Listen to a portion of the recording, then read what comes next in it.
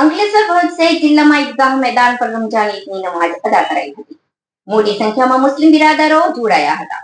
એકમેકને ઈદના પર્વની શુભકામના પાઠવી હતી. શાંતિપૂર્ણ માહોલમાં ઈદના પર્વની ઉજવણી કરાઈ હતી. આ ઉપરાંત અન્ય દરગાહ શરીફ અને મસ્જિદમાં પણ ઈદની નમાઝ અદા કરાઈ હતી. શહેર તેમજ ગ્રામ્ય વિસ્તારમાં પણ ઈદની દબદબાભેર ઉજવણી કરાઈ હતી. મુસ્લિમોના પવિત્ર રમઝાન માસની પૂર્ણાહુતિ થઈ ગઈ છે. એક માસ સુધી રોજા રાખીને અલ્લાહની ઇબાદત કર્યા બાદ આજ રોજ ઉત્સાહ સાથે રમઝાન ઈદના પર્વની ઉજવણી કરવામાં આવી હતી.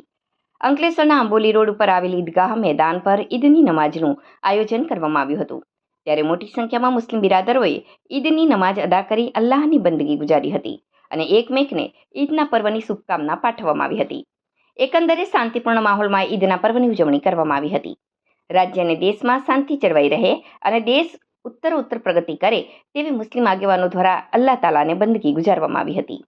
આ પ્રસંગે શહેર પોલીસ દ્વારા ચુસ્ત પોલીસ બંદોબસ્ત ગોઠવી દેવામાં આવ્યો હતો.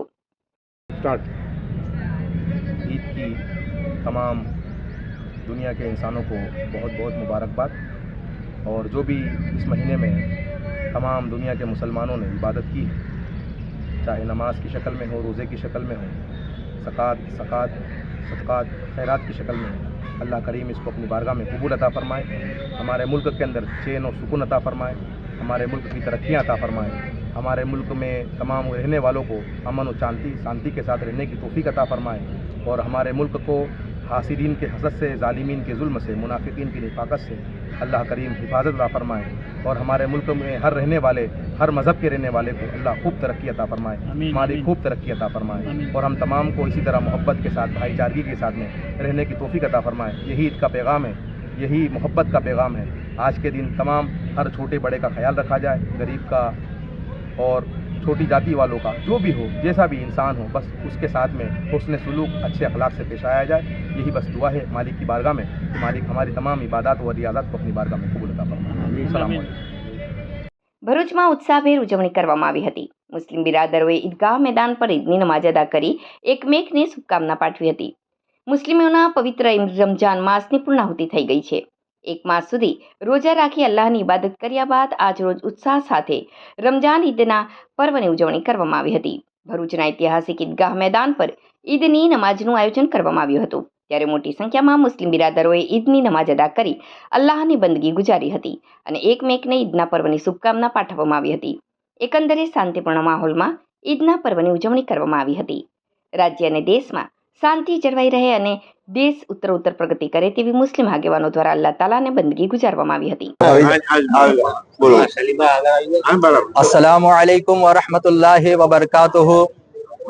भरूच ईदगाह ट्रस्ट की जानिब से भरूच की प्यारी आवाम को आज के इस दिन में ईद उल फित्र की बहुत बहुत मुबारकबाद दे रहे हैं और भरूच जिला कलेक्टर साहब को, डीएसपी साहब, डीवाईएसपी साहब और तमाम आला अफसरान, तालुका पंचायत, पालिका पंचायत के प्रमुख को और तमाम आवाम को बहुत बहुत दिल से ईद की मुबारकबाद दे रहे हैं और यही दुआ कर रहे हैं कि अल्लाह तबारक व ताला हमारे मुल्क हिंदुस्तान, हमारे शोबे गुजरात और हमारे शहर भरूच में हमेशा अमन व अमान का माहौल रखे, कायम व दायम रहे और हमारा मुल्क हिंदुस्तान, हमारा शोबे गुजरात और हमारा शहर भरूच हमेशा तरक्की के रास्ते पर रहे, भाईचारा रहे और एक दूसरे से हम मोहब्बत करते रहे। प्यार और अमन का पैगाम पूरी दुनिया को हमारा हिंदुस्तान हमेशा देता आ रहा है और देता रहेगा।